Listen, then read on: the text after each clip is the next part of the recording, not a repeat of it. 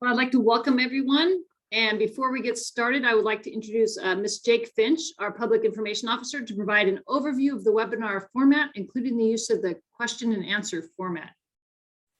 Hi, good evening, everybody. I'm so excited to have you with us. We're going to have a lot of information packed in tonight. I know there are going to be a lot of questions. We're going to ask you to hang on with the questions while we go through the material. This is a webinar format, not a meeting format. That means that we cannot see you and we cannot hear you. So if you have children screaming wild in the background, do not worry about it. We won't know. It's all secret. But we do ask that when you need to ask a question, there's a Q&A section. If you're on a laptop, it's going to be at the bottom of your screen usually, and you would click on it and you can type a question in there. That way everybody can see the questions and I can answer to everybody. The simple questions I'll answer throughout the meeting, but if I'm not answering you, I'm probably saving the question for the end of the meeting so that way we can ask our experts. So please feel free to ask the question, but you don't need to re-ask it if I'm not answering right away. You just need to be patient, please.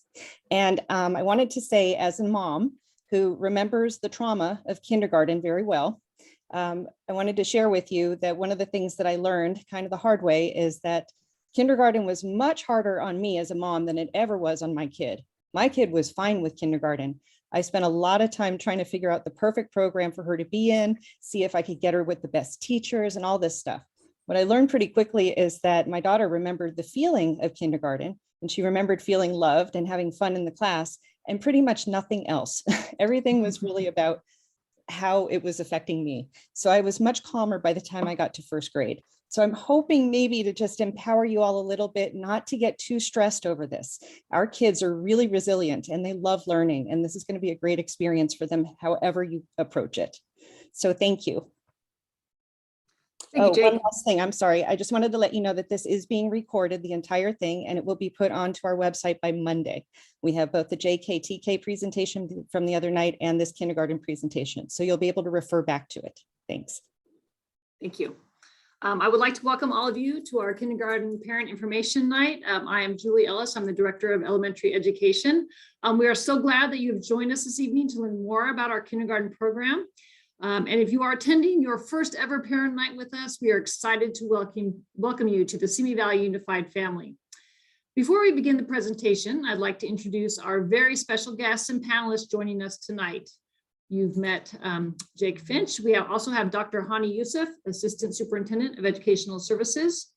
We have 3 elementary principals joining us tonight. They are Erin Mahoney from Parkview, Stacy Walker from Santa Susana Elementary, and Erin Taggart from Vista. Our kindergarten teacher representatives tonight are Carly Haynes from Hollow Hills and Laura Hoffman from Santa Susana Elementary. An additional thanks to our interpreter, Ms. Camacho, who joined us briefly at the opening. Our agenda this evening will highlight general information about the kindergarten program, as well as the specifics regarding age eligibility, the enrollment process, and the instructional program. Don't forget that throughout the presentation, you can ask questions using the chat or question and answer feature that Jake described. Our panelists will be monitoring the posted questions and answering those questions as we proceed through the presentation. We also have included time at the end for questions.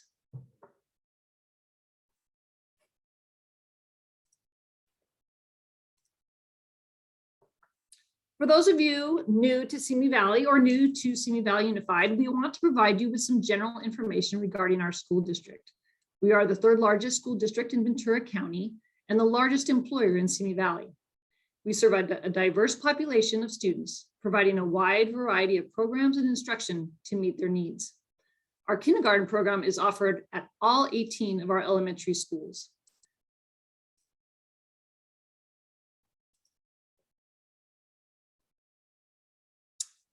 This is just an overview, a general overview of our kindergarten program, just with some highlights, and then we'll go through in greater detail throughout the presentation.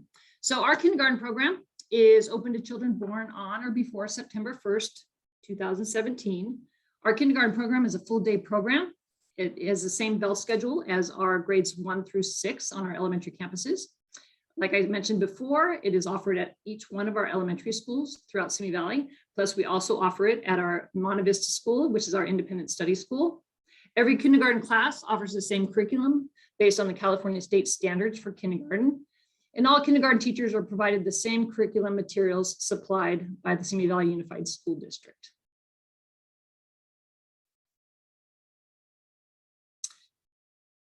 If you're enrolling your child in your neighborhood school, those enrollment forms can start being submitted beginning on March 1st. If you are participating in School of Choice, there's an online application that is live now, and you have the opportunity to submit that all the way until February 28th at 4 p.m. Your neighborhood school is based on the boundary map, which you can find on the Simi Valley Unified website. You can also contact the Office of Elementary Education for verification if you're unsure. The School of Choice application is currently live and available online. However, and this is something that we'll stress throughout the presentation, there is no need to rush to complete the application prior to February. During the month of February, we have several School of Choice events that can help you make an informed decision. There is no added benefit to completing the School of Choice application earlier, as it is not on a first come, first served basis. We will cover School of Choice in greater detail later in the presentation. And we also will cover these topics about enrollment and dates and things like that as well in greater detail. We will now move into information regarding the enrollment process. As a reminder, Jake mentioned that this presentation and slide deck will be posted on our website for you to reference as you prepare to enroll your child in the kindergarten program. And again, I can't stress it enough, the Office of Elementary Education is always available to answer your questions as well.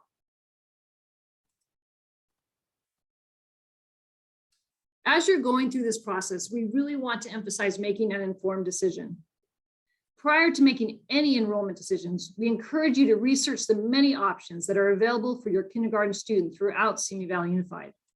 To support you in making an informed decision, we have several resources and site-based events to help you learn more about individual schools across the district.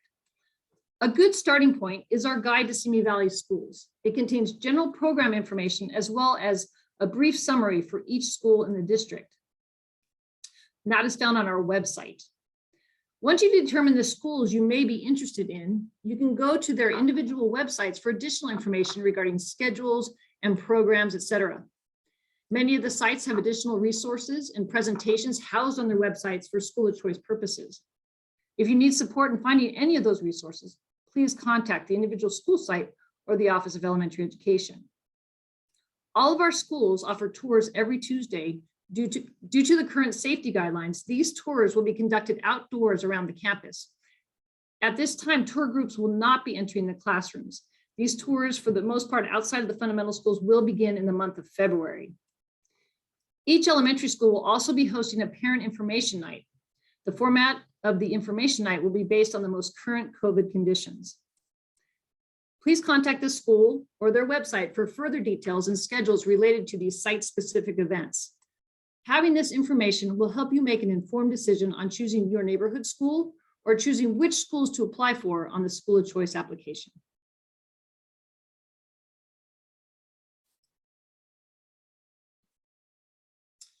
Again, our neighborhood school enrollment, that process starts on March 1st.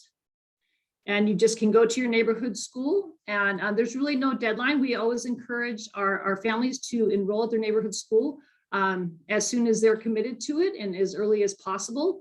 It really does help with staffing and trying to look at our enrollment on those schools, and as well as balancing the School of Choice applications for that particular school. And again, those are based on, and we have boundary maps on our in the Simi Valley Unified School District website, as well as contacting the Office of Elementary Education. A little bit more information on the School of Choice application. Applications for School of Choice must be submitted online, and the link can be found on our website. You may select up to 3 choices. The order of choice does matter. For example, when you're making your selection, your first choice indicates that school is your #1 choice of school to attend. It is very important to access the school's parent resources and events prior to submitting your School of Choice application. Once your School of Choice application is submitted, you will not be able to change your selections. All School of Choice placements are based on random lottery selection and not first come, first serve. So you can make your selection and submit your application all the way up to February 28th at 4 p.m.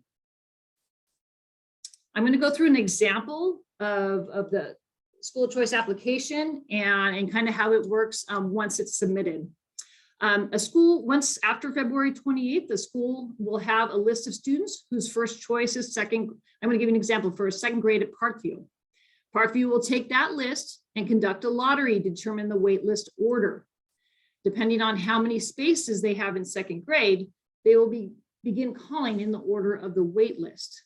So it doesn't really matter if the person turned it in on February 27th or they turned it in on February 1st.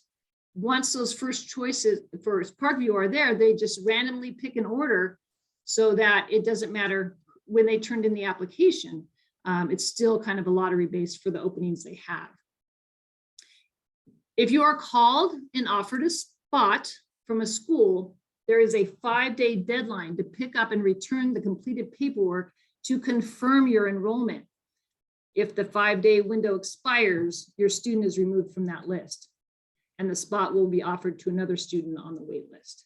That's a lot of information, but I just kind of wanted to give you an overview of how that works and just to reinforce the fact that you do not have to feel rushed to turn in your school of choice application, that you can really take your time and make an informed decision and visit some of our schools, their websites, and their parent nights. The other important piece on this slide is the last check mark, which are fundamental schools. They conduct their lottery in mid-February to allow you to participate in that. And if you don't, if you're not chosen to enroll at one of the fundamental schools, you still have an opportunity to complete your school of choice application. And I'll go into greater detail about that lottery process on a later slide. Just as a reminder, confirmation of school of choice placement is dependent on current availability of spots at each grade level and school. Each school advises families of their admission at different times after March 2nd and all the way up until early August based on the openings that that school has. Some schools will have confirmed openings in March, while others may not have openings until later in the summer or may not have any openings at certain grade levels.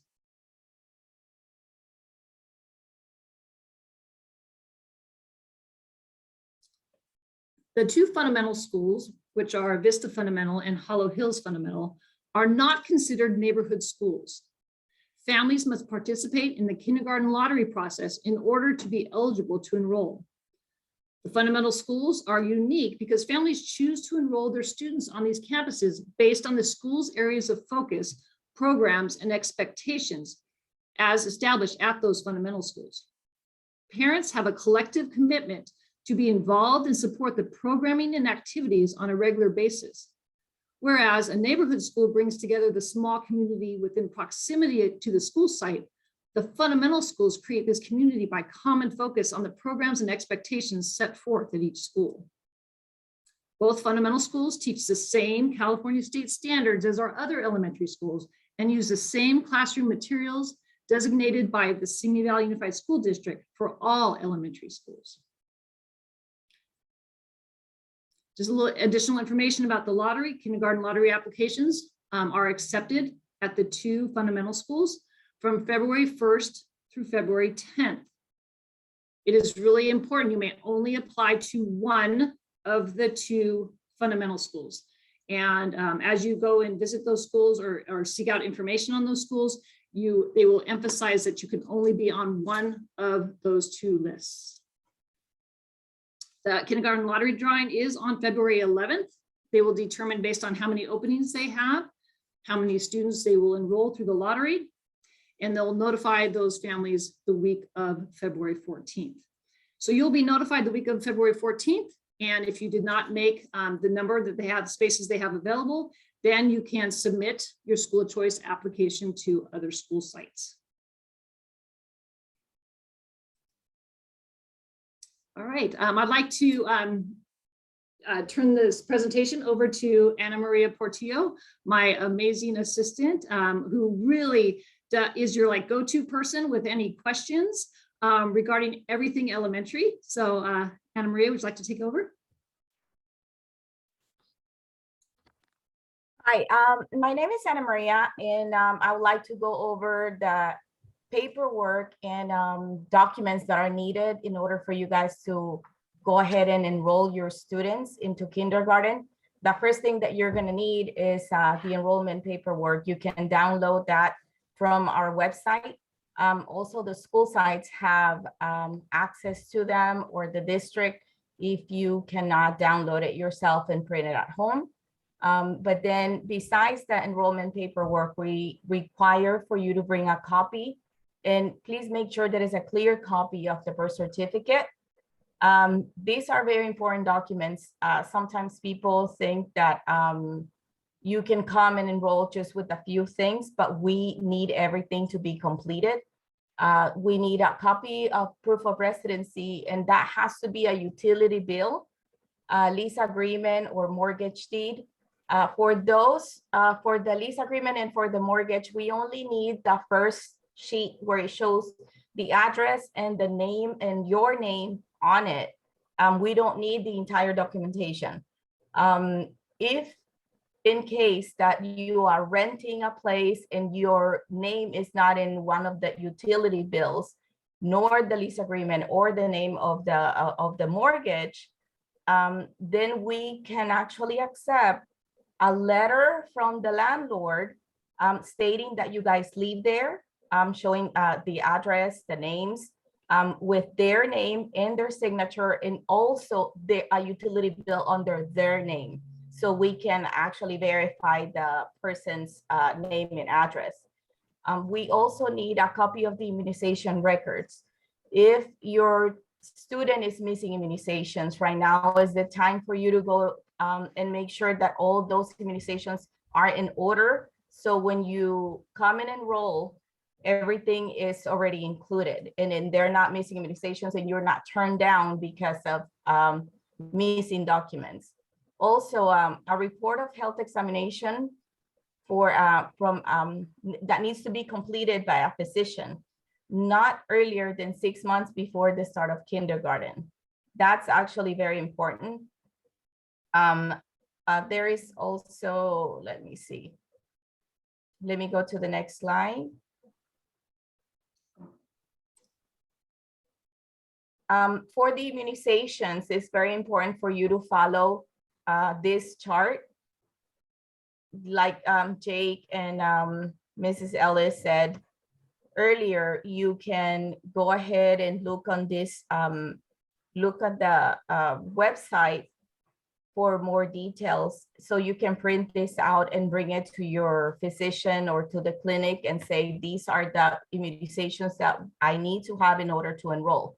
And these are the diphtheria, tetanus, and pertussis, 5 doses. 4 of those are okay if one was given on or after the 4th birthday. 3 doses are okay only if one was given on or after the 7th birthday, but that's for older kids. So in your case, this doesn't apply. The polio, we require 4 doses. 3 of those are okay if one was given on or after the 4th birthday. And this is important because sometimes parents think that all the doses were given, but sometimes some of these immunizations were given before their 1st birthday. And then that creates a little bit of conflict because we require a certain amount after a certain year. The hepatitis B, 3 doses, measles, mumps, and rubella, which is also called MMR, 2 doses. Both need to have been given on or after the 1st birthday. Again, the birthdays have a lot of importance. And then the varicella or chickenpox needs to, we need 2 doses of this. These immunizations are important for to protect your child and then to protect everyone else. And they are a requirement for TK as well as for kindergarten.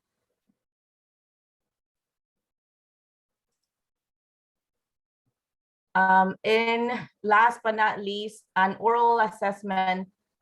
It needs to be completed by the dentist. This form is included in the packet and it needs to be returned by the time you bring the packet. Make sure that when you're turning in your packet, all your paperwork is in order. And that way you will make it a lot easier for the process of enrollment. Again, it's very important for you to bring everything on a timely manner, because that way you are securing the place where you are requesting your kids that they want to attend. But for us to be able to process it, we need to make sure that everything is included. Kindergarten, let me see, the assessment can be done up to 1 year before the start of kindergarten or by May 31st of the kindergarten year.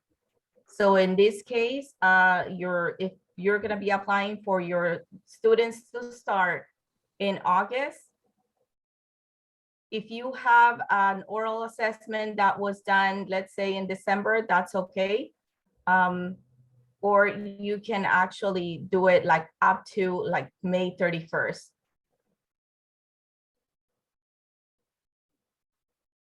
Let's see. And again, if you have any questions about the paperwork or immunizations or anything, you are more than welcome to contact us. You can send an email or call the school site or call the district, and we'll be more than happy to help. Okay. Thank you, Ana Maria. Now to the fun stuff. I would now like to introduce our amazing kindergarten teacher representatives who will provide you with information about our kindergarten program. Ms. Laura Hoffman from San Jose Elementary, Ms. Carly Haynes from Hollow Hills Elementary. I'm going to turn it over to them. Hi, my name is Laura Hoffman. I'm a kindergarten teacher at Santa Susana Elementary. I've been there for a while. I absolutely love teaching kindergarten. And I just want to start by letting the parents know that we recognize that all of our students come with their own story, their own background, and their own prior experiences. And it is truly our privilege to meet them where they are and move them forward socially, emotionally, and academically. Our goal is to partner with you, the parents, through the child's kindergarten year. And we know that you have a lot of questions about how to prepare your child for their kindergarten year. Make sure that they can dress themselves, do self-care, manage things like zippers and backpacks and shoes, things like that. It's also really helpful if they can open their own containers for lunches and snacks. There's a few yard duties to go around for 60-some children. And so your child waits a long time if they don't have those skills. So that just really helps them get their eating done on time. So also just please work with them to make healthy food choices. We don't want to be the bad guys at school to say, oh, put your cookies away at 9 o'clock in the morning. So just help us with that. Also, this is the biggest thing for us, me personally, and just kids and families, be able to have your child sit and listen to a story. Reading every day with your child is absolutely the single most important thing you can do to help prepare your child for future academic success. The number one thing you can do. And if you can do nothing else, read with your child every day. The bonding that happens, the vocabulary development that happens, talking about problems in the story and how they get solved, learning the morals of the story. What did you learn? A kid finds something that doesn't belong to them. Do they keep it or do they try to find the owner? Just so many opportunities of learning through books. Ask your child, what's their favorite character and why? And it's just such a great bonding time. And it just opens up their world. And it truly does give kids a leg up in going to school and their whole future. So that's the number one thing that we recommend. We also, it's really helpful for your child and for us if they have some prior experience coming to school using scissors, glue, crayons, pencils, and writing their name. So we did find this year that kids came in with a little bit less skills than typical, and we know that's all pandemic related, but whatever you can do to kind of help your child along that way too. Writing their name, we want them to start with an uppercase letter, use lowercase letters. Just forming that letter correctly is great help. So that's a good start for them too. Moving on to their social emotional development. This is huge in kindergarten, huge for kindergarten teachers. And I love Jake's story in the beginning because she's absolutely right. Above all, that's what we want for our kids. We consider your kids our kids. I know I do. Above all, we want to make sure that your kids feel safe and loved, not only by us, but by their friends and their peers at school. We want them to love being at school. And we, the teachers, work really hard to create great experiences for our students. And we want them to come back every day. And they did. They missed us over winter break and they were so happy to be back. They love being home with you, but they love being at school with their friends too. So some of the experiences we try to give our kids, today was day 90. We're officially halfway through the school year. So in 10 days, we're going to be kindergartens all across the district. Day 100 is a big celebration, big things happening in the classrooms on that day. We do a lot of singing and dancing. When I first started teaching, I taught 3rd grade and didn't think I could do kindergarten because I couldn't do all the singing and dancing. Oh my gosh, it's my absolute favorite part is all the singing and dancing I do with the kids. It's so much fun. And it's also a great learning tool. We have gardens at the school. We have gardens at our school. I know Mrs. Haynes has them at her school. Many of the kindergartens do. Learning through play is constant and it's just a regular thing in kindergarten classrooms. We're coming up on Penguin Week next week in my classroom. We read stories. Our math is around penguins. At the end of the week, I dress up the kids like penguins and I put a pillow on their tummy and belt it to their tummy and they have to waddle around with an egg on their feet so they know what it feels like to be a penguin. And those are just some of the experiences that we want your kids to have and why they remember kindergarten, like Jake said, and just feeling love and that it's a great time. And so many kids just want to come back to kindergarten after they leave. So we also really want to create that sense of family in the classroom. It's very important to me, and I know it is to all kindergarten teachers, is that kids look out for each other, they take care of each other. We teach them to be bucket fillers and just to be kind and caring kids. We accomplish a lot of this through morning meetings, reading stories and talking about what lessons can be learned in the stories about how we treat each other and golden rules. And we write in gratitude journals about things that we're thankful for. And many of our schools have important character development curriculum at our schools that we follow along. I believe our core value this month is self-control. So it's a good one for us coming back into the new year. As far as academics, one more thing I wanted to hit on, that we do also have wonderful elementary counselors at our schools now, which has been a great support at our schools for our kids and just helping kids learn different things about regulating emotions and things like that. So they've been great. Moving on to reading and writing. One of that, of course, that's a big focus in kindergarten. We focus on building foundational skills such as phonemic awareness, letter and sound knowledge, sight words, and decoding CBC words, which are short vowel words. And then this semester, we're starting to put all that together. Reading and writing do go hand in hand. And as the kids' reading skills develop, so do their writing skills. The kids will start with primitive drawings and move to more detailed and labeled drawings.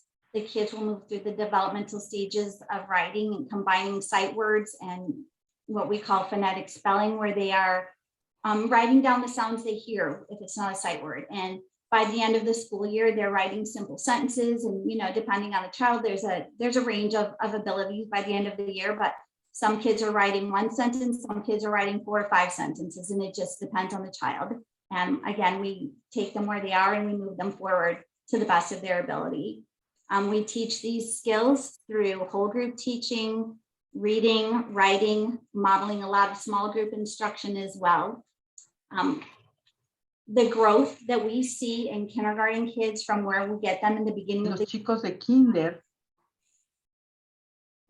Often not knowing letters or sounds at all. And by the end of the year, we've got them reading and writing. And the growth we see is tremendous. And it's one of the joys of being a kindergarten teacher.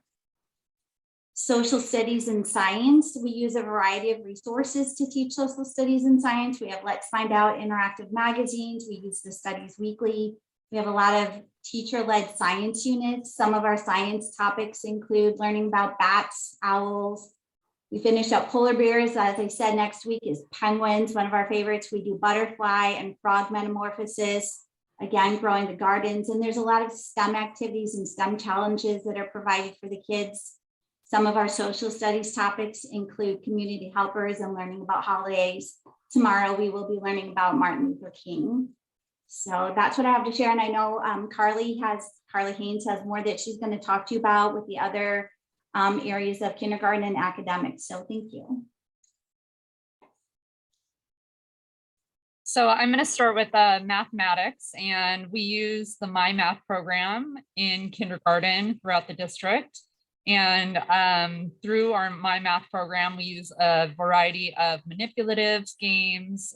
We also incorporate outside resources like investigation projects and things like that, not only in whole group, but then also having the kids work in small groups and work, in pairs and things like that to investigate the math concepts that they're learning.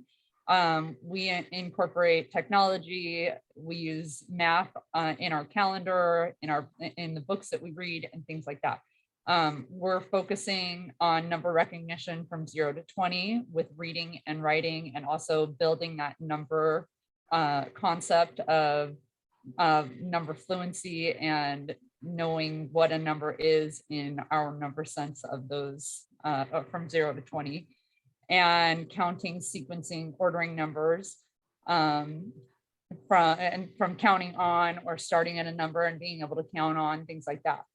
We focus also on counting from 1 to 100 and being able to count not only from 1 to 100, but skip counting from tens and fives. We also do twos, and the kids get really interested in this, and they then want to count by threes, count by 11s, and they want to count by all sorts of different numbers. And so, we have a hundreds chart up and we try all those different things, and they start seeing patterns in numbers, and it's really exciting for them.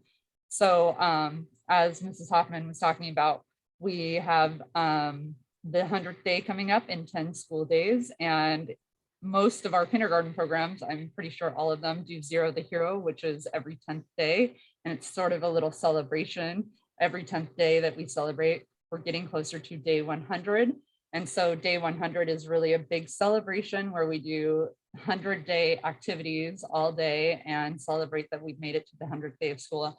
And most of the kids think that that's the last day of kindergarten. And we have to talk about, no, we still have 80 more days of school, but they think they're already first graders. And we're like, no, we're not quite done, but it's a really fun day for them. So we also work on addition and subtraction and composing and decomposing numbers to 20, talking about the signs and symbols and putting together, taking apart numbers and what that looks like. And using objects, fingers, mental images, they build number stories, act them out, and basically making number sentences and equations and things like that in a variety of different ways, and creating their own word problems. And they've been, right now we're in my class in particular, we're working on subtraction, and the kids are like really excited about it and just making subtraction problems out of everything in class. So it's a lot of fun. We also focus on shapes, both flat shapes and solid shapes, patterns, again, measurement, and concepts like more than, less than, equal to, longer, shorter, heavier, lighter, flat, solid, and we focus on locations both in math and in our social studies. So a lot of the concepts that we work on are cross-curricular concepts. So, and a lot of the things that we do also in math, we translate into other activities like our enrichment time, which I'll talk about in just a little bit. I'm going to move on to physical education and health. So we have 3 breaks throughout the day. We have our morning recess, and then we have lunch with a recess, and then we actually have an afternoon recess for the kids. And they get to use various equipment, bikes, they get to run around, they have equipment, things like that. But we also, and we do body breaks in class. A lot of us use Go Noodle, which are dancing or movement or yoga, different types of movement to get them up and get them having brain breaks and things like that, which they just love. And teachers, for the most part, really love them too, because it gets us up and moving and we have fun with them. We also started this year it's a bi-weekly PE program where we have fully credentialed PE teachers that come to our campuses and they implement lessons and reinforce gross motor skills and game-based play. And the kids just love it. There's music playing. It sounds like they're having a giant party outside. The kids are screaming and having a great time. And they just really, really, really love it. And the teachers are working on planning and working together for doing student-based, directive like training to figure out how we can target our best skills for our students while the PE teachers are with our kids. So it's a good time for our teachers to work together.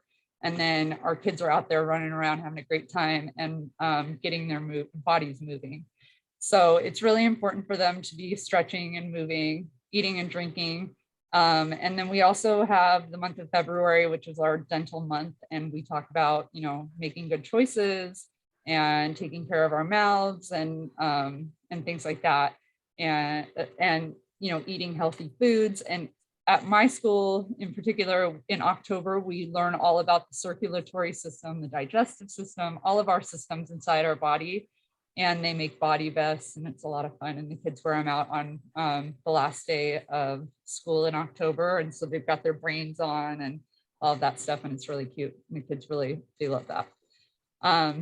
So also talking about technology, we do incorporate a lot of technology. We have one-to-one devices that the kids learn to use. And we do a lot of different things on the technology. The kids learn to use a lot of Google apps and things like that. But also we have, you can kind of see behind me, let me move a little bit. We have interactive boards, and for whatever reason, the kids always call it the TV, like the special TV or something like that. I'm like, it's not a TV, but it's something that we use every day. I have a document camera, things like that, but the kids can use it. They can interact with it. And they also have their one-to-one devices, which are great. And we can integrate those into centers for reading and math. We can use them for extra core curriculum and also for educational research for themed units and things like that, it's great. And they were very handy last year, obviously, when we were virtual for a period of time and the kids became extremely technologically advanced. And I had some very interesting and fun learning experiences where the kids were able to teach me how to do some things. And I'm pretty tech savvy, so that was really neat. Visual and performing arts. This looks a little different at every campus, but we have schools that have an art focus, like the Cats Academy at Crestview. Here at Hollow Hills, we're a STEAM school. So in a normal year, we would be bi-weekly switching classrooms. I'm the engineering classroom, and then we have science, technology. Technology is integrated in all of our classrooms. Then we also have mathematics, and we also have a great works of art program that's facilitated by our PTA. But lots of schools have different programs where they integrate art, and we integrate art into a lot of the things that we do based on the themes that we're learning. Like penguins, we just finished our penguins, or we're finishing our penguins unit tomorrow. So we did an art project today and we're going to do another one tomorrow, but it's kindergarten. So we like to make a lot of art that goes along with what we're learning. And we use a lot of different mediums and types of materials, and letting them create is a very important skill. So what a typical day would look like in kindergarten is we start out the day with a morning meeting, calendar, songs, and stories. doing a whole group lesson of reading, phonics, phonemic awareness, sight words, vocabulary, writing, and comprehension. And then in kindergarten, typically you're going to see small group centers or where they're working on fine motor activities, which cutting, writing, manipulative sort of work. And then that goes up until about first recess. And then they come back in for more stories, songs.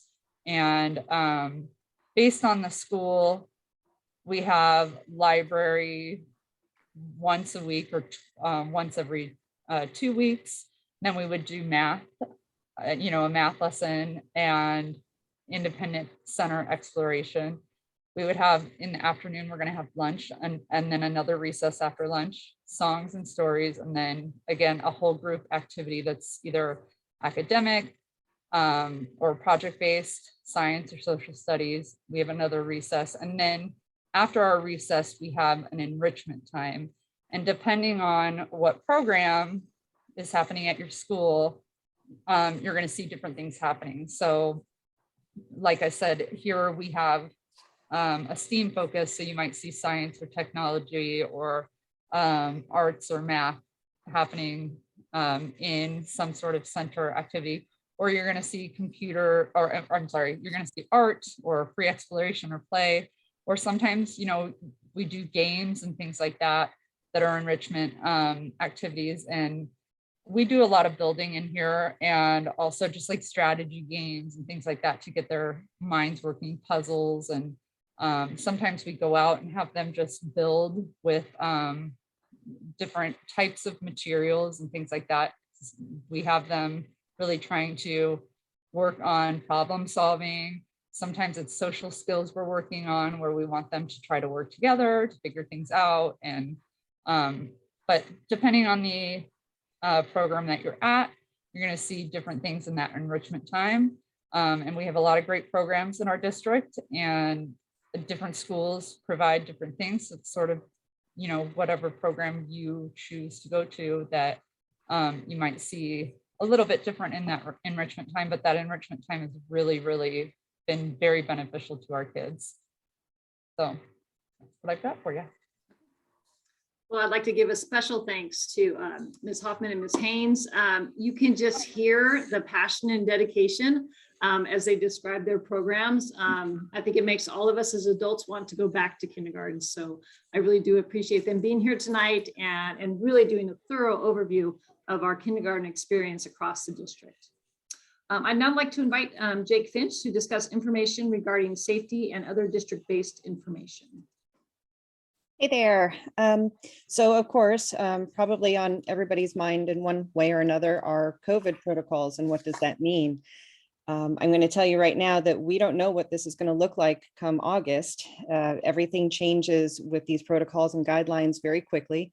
In the last week alone, I think I have sent 4 or 5 messages to parents with changing guidelines, and I've got another one ready to go out probably tonight. So we just keep encouraging our families to understand that we need to be flexible with all of these. As of right now, masks are required for everybody when they're inside school property, indoors. Does not matter if you've been vaccinated or not. Everybody has a mask on. We do have some social distancing measures, but they're not the strict ones that were there when we first started with this pandemic. More like common sense measures. We don't have kids falling on top of each other. We try to group them at lunchtime so that way we know who's with who. But in general, the social distancing isn't that prominent.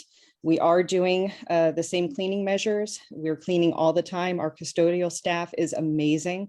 They have taken on a lot of extra cleaning to make sure that everybody's safe and germ-free. And we have our filters are changed regularly in the air systems, and we've got masks, and we have sanitizer in the classrooms if the kids need them. In terms of the protocols for the active cases, again, that's one of the things that's changing a lot right now.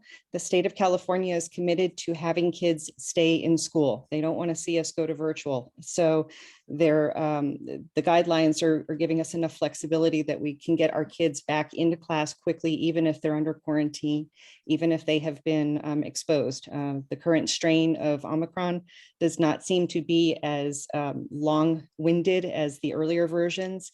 And that's one of the reasons why the CDC lowered their time frame of quarantines from 10 days to 5 days. In terms of vaccines, I got a couple of questions in the chat about the current vaccine mandates. We currently don't have a mandate in place. Governor Newsom came to us on October 1st and said that he would be having mandated vaccines for school kids based on when final approvals came from the FDA on various vaccines and at various age levels. Some of those have come through, but nothing has come through yet in writing on what we have to do with the vaccines.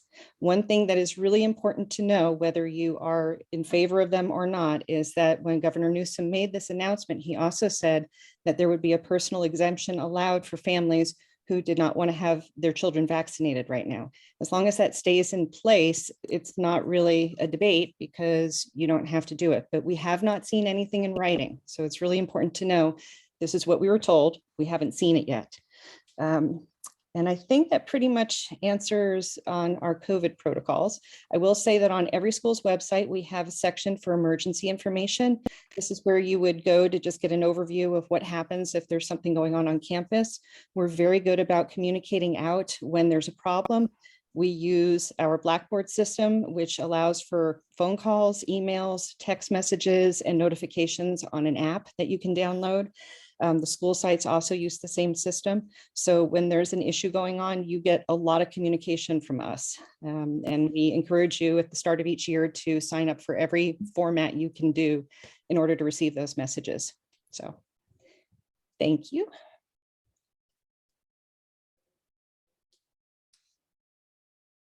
Jake, were you going to talk about before and after school care? Oh, yes, thank you. Sorry. Okay. So before and after school care.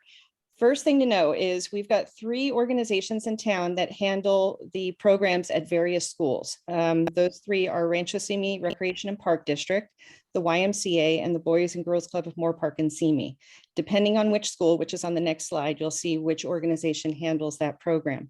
These programs are both before and after school programs. I think almost all the sites have both. What you really need to know, though, is that we are not in charge of these programs. We are basically just the landlord. We provide the space for them. We funnel the information, but these are the programs of these particular organizations. So they all have their own process for enrollment, for signing up. They all have their own pay schedule for what the fees would be. We're happy to have them. It's a great source of support for our parents, but it's not something that we have too much of a hand in.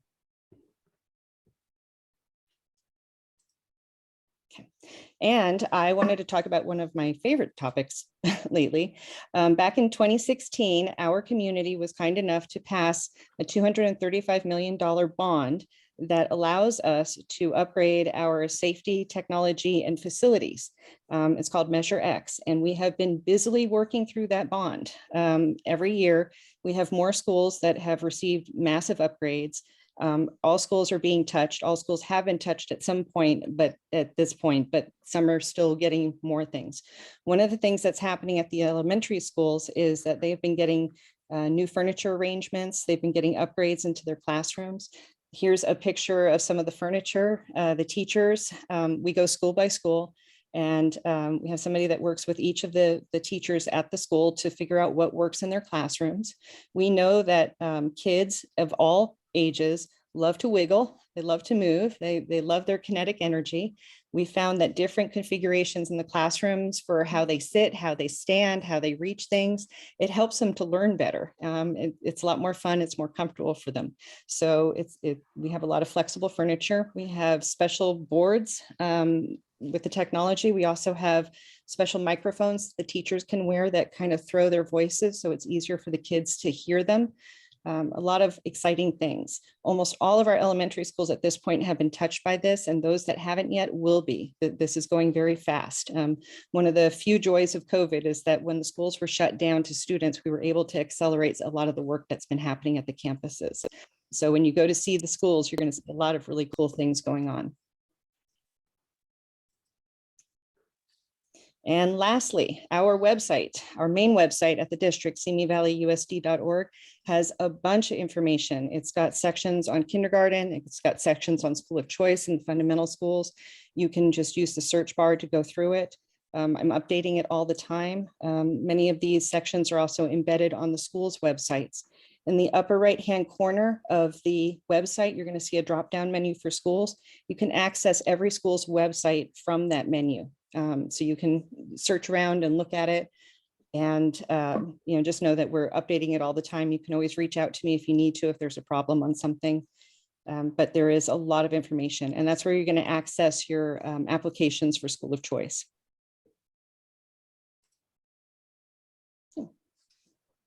Okay, well, that concludes the content of our presentation, but we have allowed for time for additional questions and answers, as well as I think Jake's going to highlight some of the typical questions that she's been fielding throughout the presentation.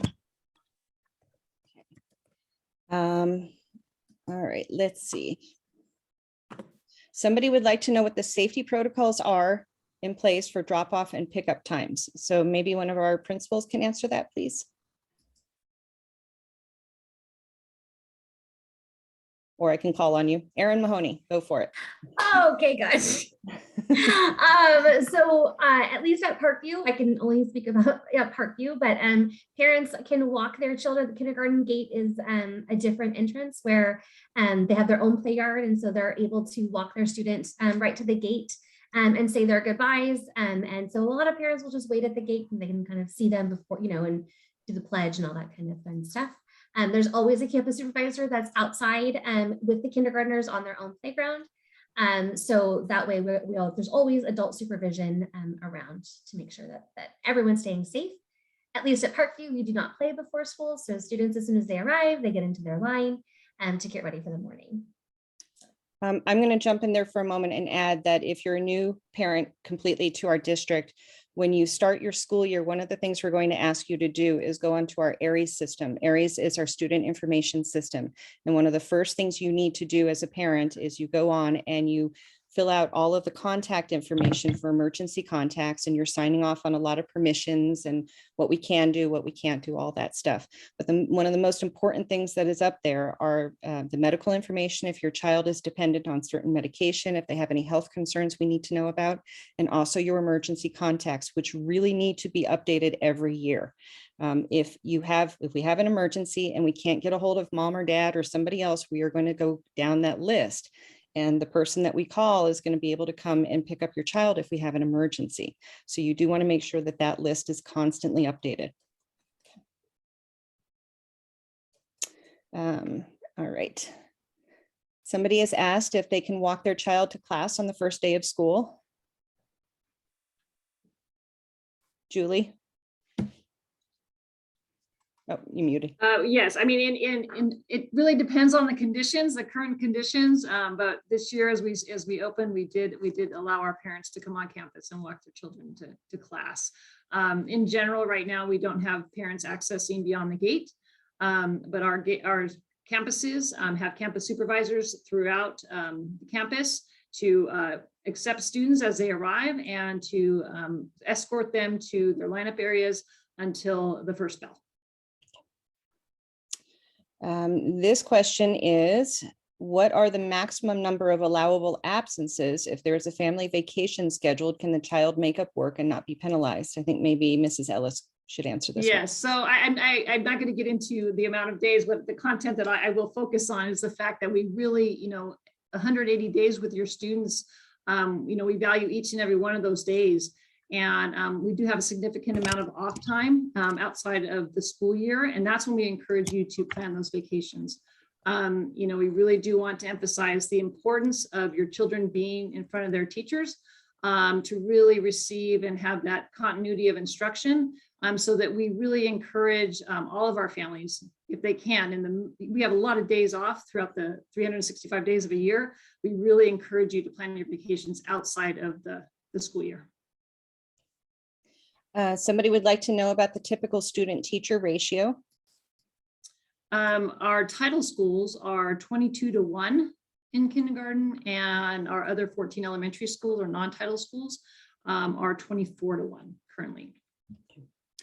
I'm going to address this to our teachers, but I want to preclude it. It says, are there opportunities to volunteer in the classroom / lunchtime, etc.? Before they answer, let me just remind you, right now, we're not in normal. So if you can answer in what normal times would be, because I think we're heading that way, I think that'll help. Okay, we do have volunteers at our school. Typically one parent volunteer in a classroom time. Special days, in normal times, like when we have our Day 100 celebrations, we love to have parents come and help run centers, or when we do an alphabet celebration, we do like to invite parents in on special days. I also have I've had grandmothers volunteer in my classroom like for an afternoon and loved it, and they just became the grandma in the classroom. Her name was actually Grandma Love, believe it or not, and she was wonderful. I also have a volunteer that gardens with my kids once a week, and she loves it so much. She's like, I want to do the other kindergarten class too. So now she's doing both of them. So we do, and we encourage it, and we love it at our school, you know. So yes.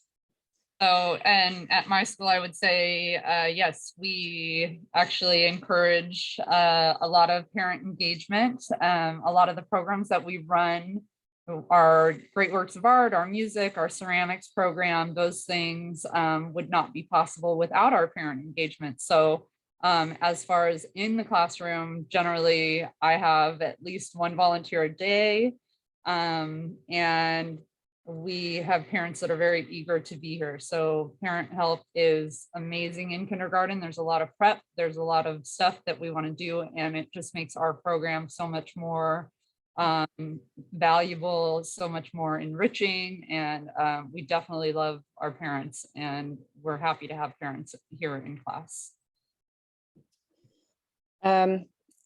Somebody would like to know how they should decide if their child is kindergarten ready versus doing JKTK.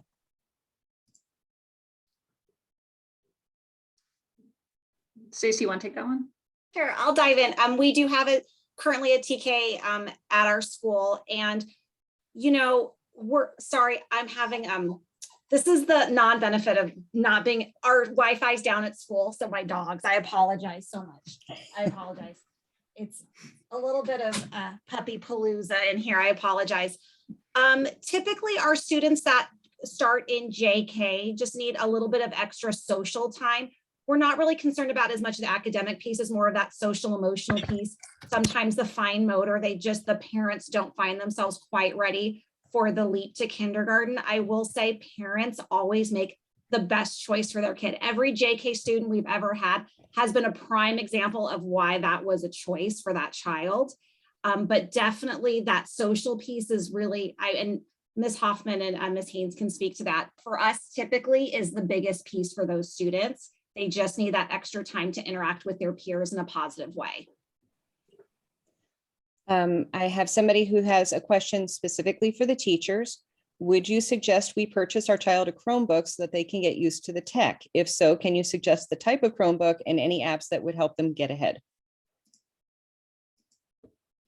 I personally think it's not necessary. I think that from the 0 to 5 age, tech isn't, I would limit the amount of tech until they get to school. I think that they're going to get to school and they pick it up so quickly. So I personally don't think developmentally they need to have it to be ready for kindergarten. They really pick those skills up so quickly. I mean, by the end of kindergarten last year, I had kids that learned how to flip their little camera around. And I mean, they were hiding things on their Chromebooks that their parents couldn't find. And these are 6-year-olds. So they pick it up pretty quickly. I don't think that it's necessary, but that's my personal opinion. I would second that, and I agree. Sorry to jump in too, but I honestly agree with that 100%. And they have so much time for that the whole rest of their lives. What's more important, what we're finding they're lacking is the fine motor skills because they've been on too much. So really getting them playing with Play-Doh, using crayons and pencils and scissors and glue is actually much more important and beneficial going into kindergarten than tech. So thank you.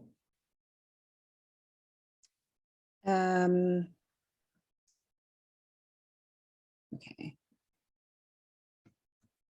Sorry, I'm trying, it starts moving on me. For school of choice, is it normal to hear back within days of each other, or could you find out your second choice and then a month later hear back from your first choice? So you have a chance to decide, or is it best to take the first choice that accepts your child? Yes, so like I mentioned, they can call you for school of choice. They can call you from starting on March 2nd all the way until August 2nd. It's just really dependent on the availability of space at that school. You know, as you get those calls, you kind of have to be ready to make a decision or risk losing your spot. Okay.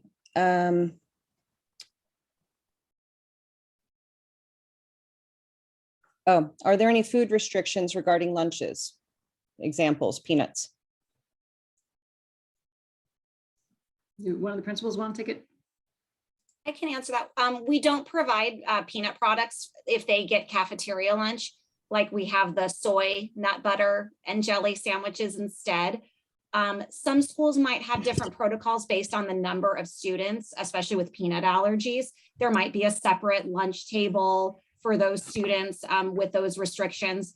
It just really depends on the school, the severity of the allergies, but we definitely make those accommodations. But again, you're not going to find those products in the school provided lunches. Teachers, would you guys add anything to that? Yeah, it really kind of depends on the amount of cases. We've had years where we have we have 4 kindergartners or 4 kindergarten classes here, and we've had 6 or 7 severe EpiPen situations. And we just have to make the call where we have kids in every classroom where we have to make the call to make it net free because of the risk involved with having any type of peanut on campus. Or in kindergarten. So it kind of depends on the group that we have and the information we have about the students that we have. If we don't have any allergies, then we don't have to worry about that. But generally we do have at least 1 or 2 severe.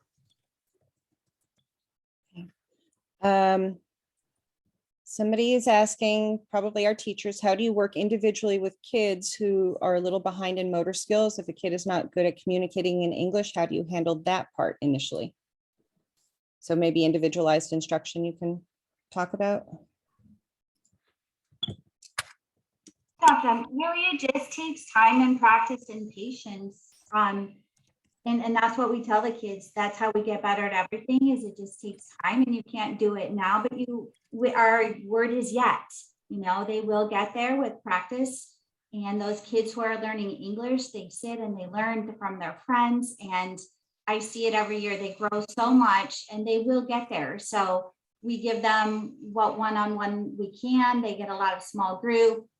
Those of us at title schools are fortunate to have some ELD aides in our classrooms that are able to support some of those second language students, or to pull a child aside and work on some of those fine motor skills. We do run some fine motor centers, and a lot of the play that we have is fine motor center based. So the kids, they always come along. So it's safe to worry you, they will get there, and they do come along. So not to worry, we work on it with all of the kids.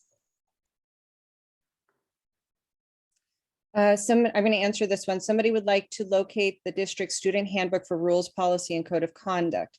On our website and on every school's website, there is a section called the Parents' Rights Handbook.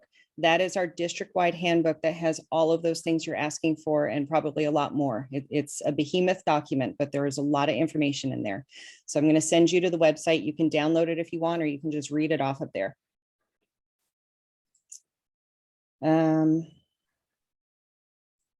Okay, I think we have some questions about vaccinations, but as I said before, nothing is written out for us yet. So it's going to be kind of hard to answer anything about vaccinations when we don't have the rules in front of us.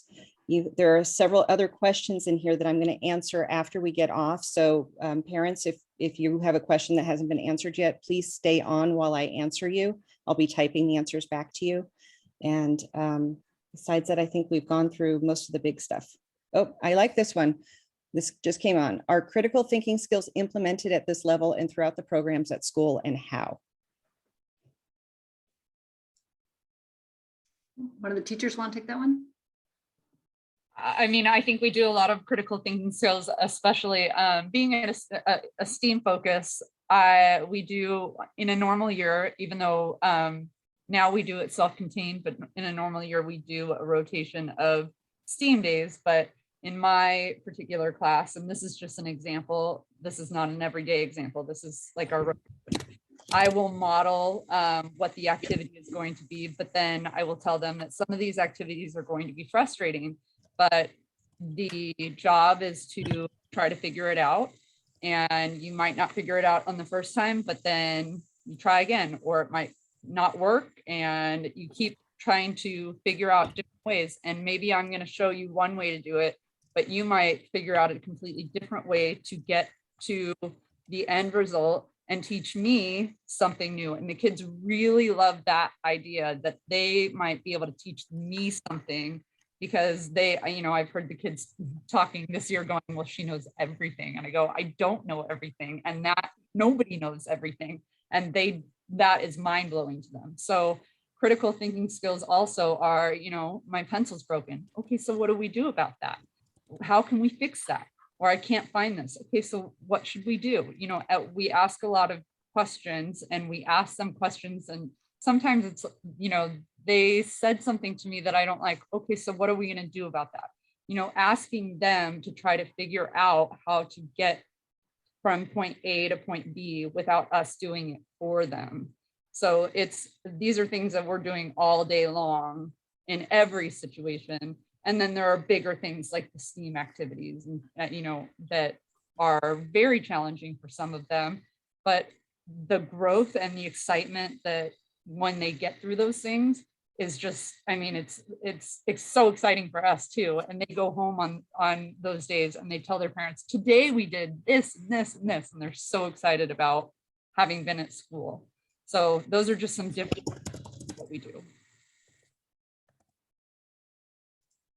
All right. I think we're at the bottom. Okay, And it's thank 10 you, after 7, so. I would like to thank our panelists for joining us tonight and providing their expertise. I know that sometimes when there's so much content in this presentation that you might walk away tonight and go, oh, I totally forgot what they said, or just know that we have a lot of resources on our website. This presentation will be posted on our website along with the slide deck. And of course, if you really have a specific question regarding your child or just any information, you can always contact the Office of Elementary Education. We are here to support you as you begin your child's journey in our school district. And with that, we are so appreciative of you coming out tonight and spending an hour with us. And we look forward to you enrolling, and we welcome your students in August next year. So thank you.